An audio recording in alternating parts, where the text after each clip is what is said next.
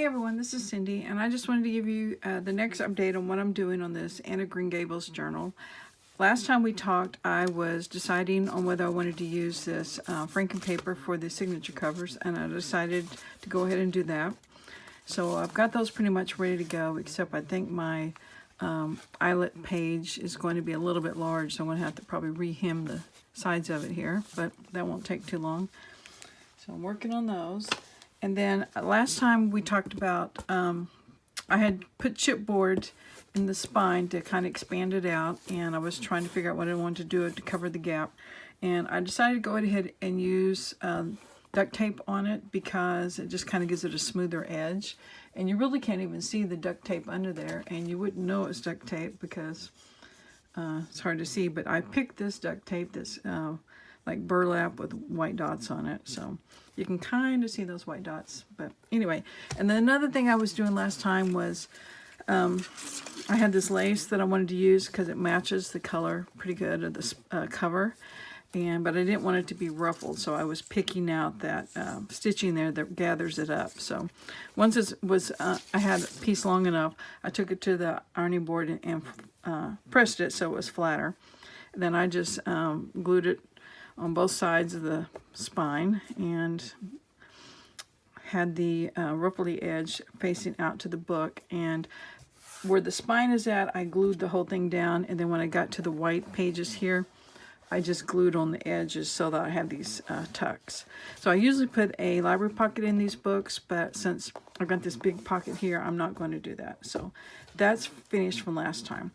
Now I'm going to start decorating the pages, and I am a member, I guess you would call it, or have a login name at least, for a website called Pixel Scrappers, and I saw this rose there and I grabbed it for something and was saving it, and it gave me an idea. I said, you know, I'm going to treat this Anne of Green Gables journal as if it was her own journal. And if you've ever read the story or seen the movie or anything, you know that Anne had a vivid imagination, and she loved where she lived. She loved the trees, the flowers, the plants, the animals, the water, everything. And I cannot imagine her not going out to the woods and picking flowers and then bringing them home and pressing them between pages of a book. So that's what I'm going to do with these, is on some of these pages, I'm going to put these flowers in there like she would have pressed a flower, you know, in her journal. So I'm going to develop these not the roses, since those are from that Pixel Scrappers, but these are some pictures I had taken last summer at my house, and except for this one was from the flowers at Sonic, because I was there one day and I saw this hibiscus blooming. I thought, I need a picture of that, so I jumped out of my car, took a picture real quick, and hopped back in. So anyway, got these flowers, and I'm going to offer a digital kit for sale on my Etsy shop, Books by Burke. And I'm going to call it the Anne of Green Gables collection, or the Anne Shirley collection, something like that. And if you're interested in it, it would be pages like this, where you can print these flowers out and then you can fussy cut them. And it doesn't take too long to do it at all. And I just did it, you know, while watching TV like most people do. So that's going to be one page in the kit. Another page is, I just scanned some of the tags I'd made for the journal, and just different varieties of stickers and collaging and things like that. So you can cut them out and use them this way, or you can rip them apart and use them however you want. So that's one page.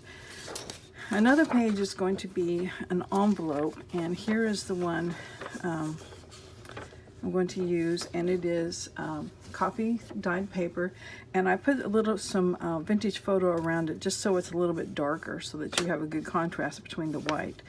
And this is the file you're going to get, and the idea behind it is you're going to get a piece of scrapbook paper, and you're going to cut it to fit your printer. Mine is 8.5 by 11, so I just took a 12 by 12 sheet and cut it down, and then I put it in my printer. Depending on, you know, printers are different, so sometimes if you want to print on this side, you put it down, or sometimes it goes up. So anyway, you put your paper and your printer, and then you tell your computer to print this file, and when it comes out of the printer, this file is going to be printed on the back of this scrapbook paper.